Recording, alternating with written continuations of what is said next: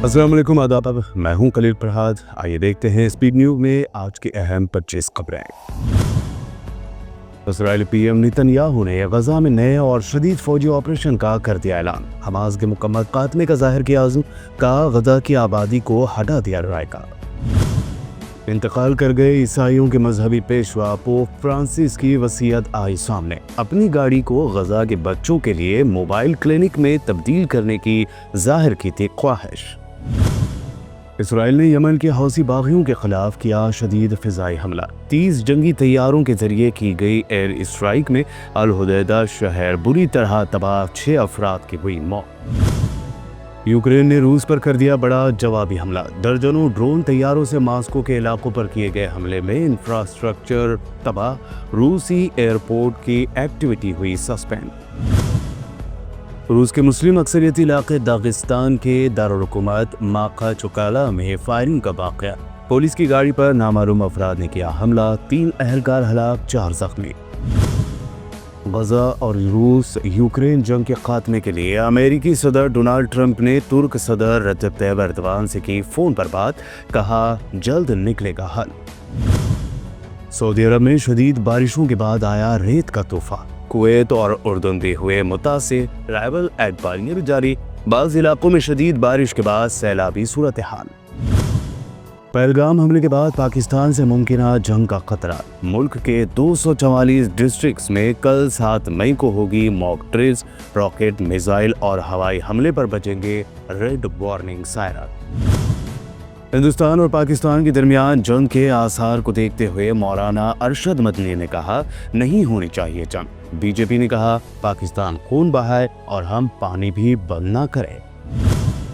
बिहार के ढाका से मजलिस के एमएलए उम्मीदवार राणा रणजीत सिंह का बयान हुआ वायरल।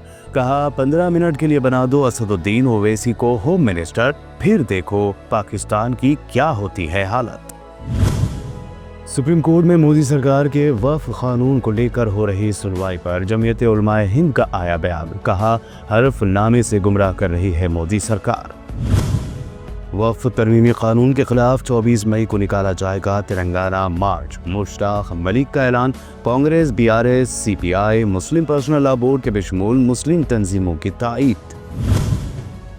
तेलंगाना कैबिनेट में 3 पोस्टों के लिए कांग्रेस हाईकमान की मिली हरी झंडी के बाद दावेदारों की सरगर्मियां तेज। मुस्लिम कायद को कैबिनेट में शामिल करने की मांग भी हुई तेज। एम्प्लॉयज यूनियनों में चीफ मिनिस्टर रेवंत रेड्डी ने जाहिर की नाराजगी। कहा आप मेरे टुकड़े भी कर दें तो पैसे नहीं है। साथ ही आरटीसी मुलाजमीन से हड़ताल न करने की अपील भी की।